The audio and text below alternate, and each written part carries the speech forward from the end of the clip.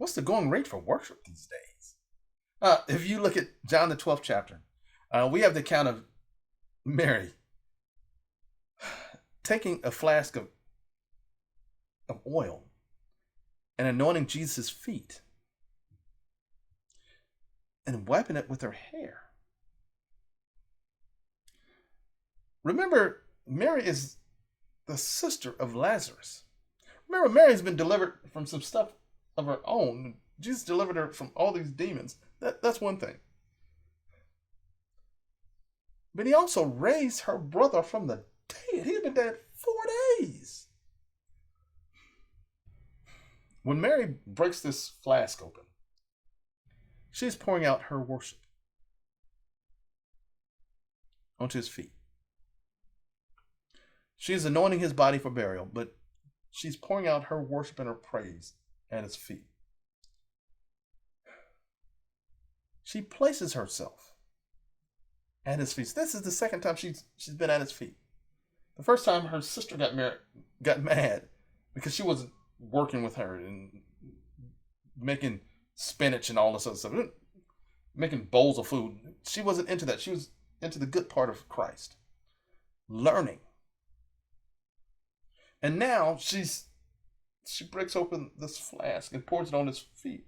She wipes it with her hair, her glory. She is stating that money, prestige, her status, all these things aren't important when it compares to God. That he is the focal point of her worship, her adoration, and her praise. But then you have Judas talking trash, talking crazy. I don't know why she did that. We could have sold that. That was an extravagant gift. That was so expensive. We could have taken that and we could have sold it, given the money to the poor, to the children. Knowing full well he doesn't care about nobody else's kids. He don't even care about Jesus. This is Judas we're talking about. He's the treasurer. He's a thief. He wasn't worried about nobody's children. The price of worship. What is the price of worship these days? The reason why I'm bringing this up is that here in gospel music, we've had this guy on a podcast talking about gospel music is dead. That nobody wants to hear anybody singing so hard, giving their best. He says that's unnecessary. It's unnecessary to give God your best. He says, make the focal point on making cash, selling records. Don't worry about people being delivered. Don't concern yourself with that. Concern yourself about this check you're going to get if you make songs like these other people.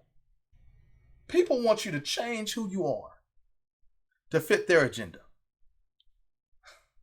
to fit their style of music. They're not there for worship.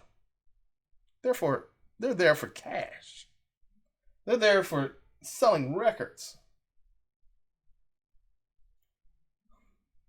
They write music with no heart. You can't write something that you have never experienced. This guy says that nobody wants to hear the way we sing. Nobody want to hear these runs or anything. That stuff is old. It's tired. Really. So giving God your best, your all. Making him the focal point of everything that you got. You sing the way you sing because he's gifted you with that talent and that gift. You sing the way you sing and you worship the way you worship because he's been that good to you. See, worship isn't about cash. Your worship is about how good he's been to you. See, people that have never been through anything can tell you, it doesn't take all that. I don't know why they're shouting or they're running around. That seems uncivilized. You don't see us doing this. You've never been through anything. You've never encountered struggles. You've never had God to bring you through. You've never been flat on your back. When you had to learn how to walk again. You've never endured that. You've never endured people mistreating you. Saying that you'll never be anything. You've never endured that. those that have endured suffering, those that have endured heartache and pain, and God brings them through,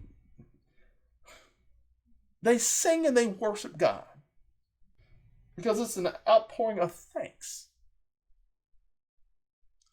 It's an outpouring of worship. We might not have anything else to give God. We can be broke and destitute, but we can still thank Him with our voice, with the fruit of our lips. We overcome by the blood of the Lamb and the words of our testimony. Our singing is our testimony. People are healed and delivered. But that's not the focal point of this guy on the podcast, and that's not the focal point of Judas. Their focal point is, what's the going rate of worship these days?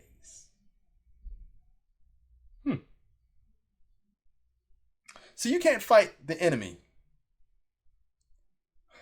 with reason, with what you think and all these other things. Because these weapons of our warfare are not carnal, but they're mighty through God for the pulling down of strongholds. These are spiritual battles. Christ is on his way back. And he's looking for those that will worship him in spirit and in truth, not in just empty words. God has been too good for us to stay silent about his goodness.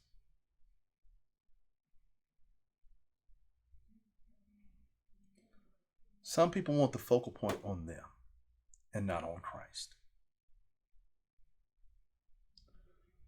The enemy is trying to steal your joy. He knows he's only got a little bit of time before Christ comes back. So he's doing this all-out war. Judas saying, you could have sold this for the poor, for the children even. And we got people today, I don't know why you're doing all that, because he ain't worth it. When people tell you that all the stuff that you do is too much, it's overboard, they're basically saying that Christ ain't worth it. They ain't never been delivered. Let me just stop this now. Every shout, every holler, every step you take, all the clapping of your hands, and the stomping on your feet gives praise and worship to our God because he is worthy. Worthy is the Lamb that was slain. Okay. What's the going rate of worship these days?